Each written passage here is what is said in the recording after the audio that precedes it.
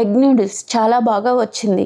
మీకు ఎలా అనిపించిందో నా వీడియో తప్పకుండా కామెంట్లో చెప్తారు కదా. మీ అభిప్రాయం కోసం ఎదురు చూస్తూ ఉంటాను. ఫస్ట్ టైం మన వీడియో చూడగానే సబ్స్క్రైబ్ చేయండి.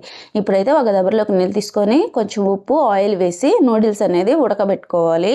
ఇలా ఉడకబెట్టుకున్న వాటిని స్టైనర్లో వేసి వడకట్టుకోవాలి. వడకట్టుకున్న తర్వాత కొంచెం చల్లనీళ్ళు పోసామంటే అవి మనకు పొడిపొడిలాడుతూ ఈ విధంగా వస్తుంది మనకు నూడిల్స్ అనేది. నెక్స్ట్ బాండిల్ పొయ్యి మీద పెట్టుకొని కొంచెం ఆయిల్ వేసుకొని 4 గుడ్లు వేసుకోవాలి. ఆమ్లెట్ని కొంచెం పెద్ద ముక్కలుగా కట్ చేసుకొని పక్కన తీసుకోవాలి. ఆమ్లెట్ అయ్యాక నెక్స్ట్ అదే బాండిట్లో కొంచెం ఆయిల్ వేసుకొని ఎర్రగడ్డలు కొంచెం వేపుకోవాలి.